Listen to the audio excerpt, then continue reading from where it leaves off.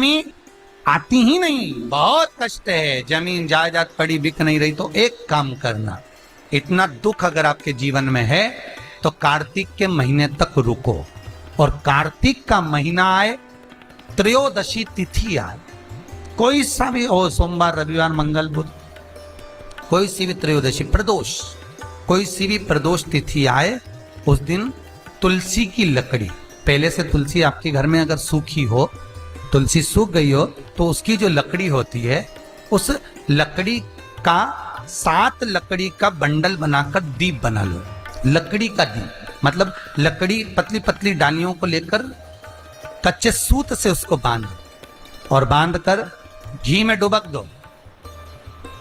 कार्तिक के महीने में शुक्ल पक्ष की त्रयोदशी तिथि जब आए, प्रदोष का जब व्रत आए, उस दिन भगवान के मंदिर में, शिव मंदिर में नहीं, भगवान किसी भी देवता के मंदिर में, विष्णु के मंदिर में, नारायण के मंदिर में, कृष्ण मंदिर में, राम मंदिर में, किसी भी मंदिर में, मंदिर ना हो तो अपने घर के मंदिर में शाम के समय पर उस तुलसी की लकड़ी का दीप, दिया भरकर उसमें घी डालकर जो दीप प्रकट कर देता है, जला देता है, दीप को प्रज्वलित कर देता है, उसके घर में कभी संपदा की कमी नहीं होती महाराज। विष्णु पुराण में स्पष्ट लिखा। इसलिए शायद कहा जाता है कि भगवान को सर्वश्रेष्ठ कौन सा चंदन अच्छा लगता है। आपको पहले भी कथा में कहा, आगरा की कथा अगर किसी ने सुनी होगी तो उसमें वर्णन किया, भगवान को सर्वश्रेष्ठ चंदन कौन सा, भगवान को सर्वश्रेष्ठ चंदन कौन सा प्रिय है, वो कौन सा चंदन है जो भगवान विष्णु को लगाएं, राम को लगाएं, कृष्ण को लगाएं, वो कौन सा चंदन है जो श्री हरि को लगाया जाए। तो जीते जी भगवान विष्णु एक बार गले लगाते हैं, उसको कहते हैं हरि चंदन। कौन सा चंदन है? हरि चंदन। हरि चंदन बाजार में नहीं मिलेगा, हरि चंदन आपको बनाना पड़ेगा। कैसे बनाना है? तुलसी जब सूख जाए, उसकी जड़ को निकाल लिया जाए, वो जड़ को पानी में धो लिया जाए, धोने के बाद उसको सिलवट्टे पर, पत्थर पर घिसा जाए, और घिसकर उसमें थोड़ा सा कुंकू, रोली डालकर तैयार कर कर जो भगवान विष्णु के मस्तक पर, कृष्ण राम के मस्तक पर लगा देते हैं, और उसकी एक बिंदी अपने हृदय पे लगा लेते हैं। जीते जी भगवान एक बार उसको गले लगाते ही हैं। हरि चंदन प्रियता। जैसे शिव महापुराण में रुद्र चंदन का भाव है, शिव महापुराण में रुद्र चंदन का प्रमाण दिया जाता है। अगर आपने लिंग पुराण पढ़ी हो तो उसका 5वां स्कंद अवश्य पढ़िएगा महाराज, और शिव महापुराण अगर पढ़ रहे हो तो उसका कुमार खंड पढ़िएगा, जिसमें रुद्र चंदन का प्रमाण है। रुद्र चंदन कैसा? रुद्र चंदन का प्रमाण कैसा? तो महाराज कहा,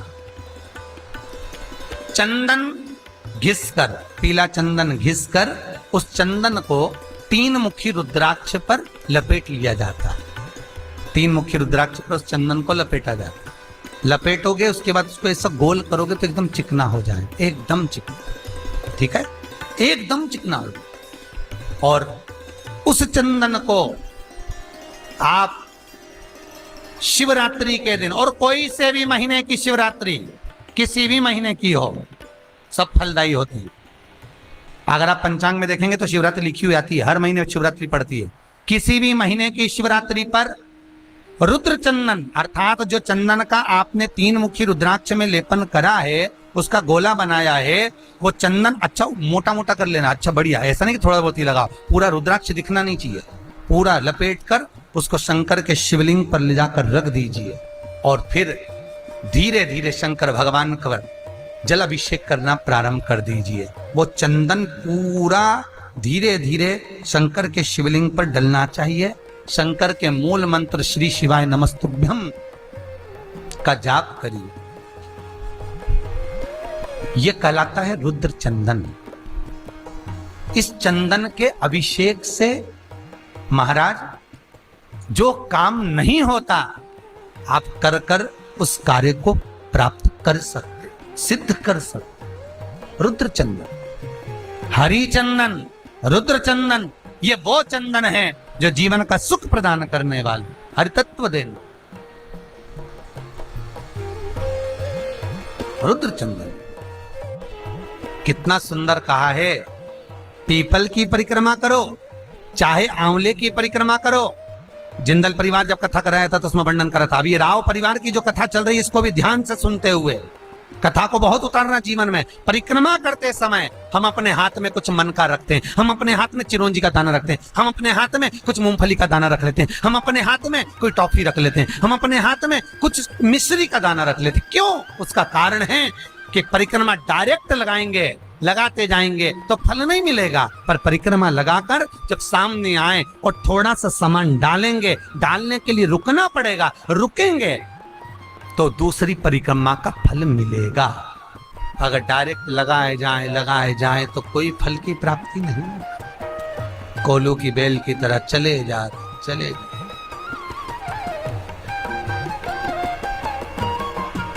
चले मेरा एक निवेदन हमेशा रहा है, आज फिर करूंगा निवेदन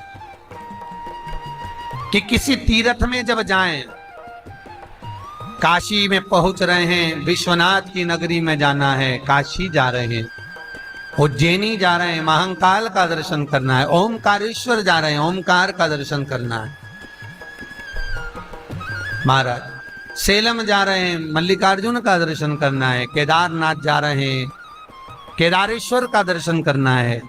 मेरा उनसे निवेदन है जो गोवर्धन नाथ जी की परिक्रमा करने भी जाते हैं उनसे भी कहूंगा, जो काशी जाते हैं उनसे भी कहूंगा, नाथ दरबार जाते हैं उनसे भी कहूंगा कि रात को ट्रेन में बैठे, सुबेरे उतरे, दर्शन कला, गोवर्धन नाथ जी की परिक्रमा करी और तुरंत ट्रेन में बैठे और भग कर अपने घर आ गए।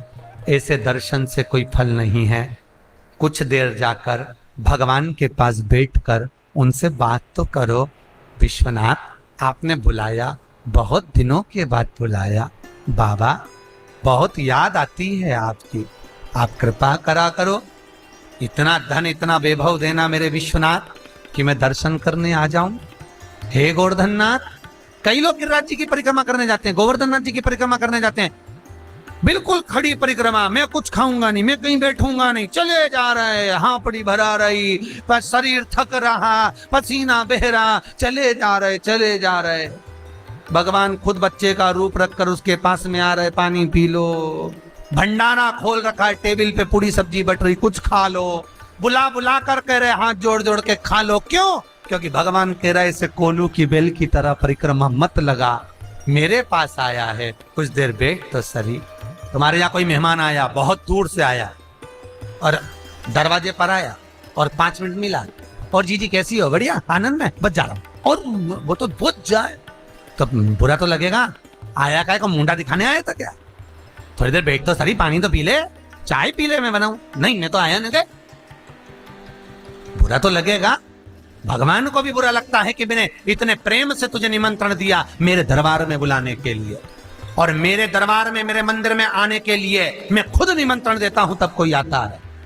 शिव महापुराण की कथा, भगवान का दरवाजा, तीर्थ व्रत, ये सारे जब तक भगवान ना चाहे कोई नहीं करवा सकता, कोई कर नहीं सकता। मैंने निमंत्रण दिया और तू ना। कुछ देर बैठकर उससे निगाहें तो मिलाओ, कुछ देर बैठकर उसके पास जाओ तो सही।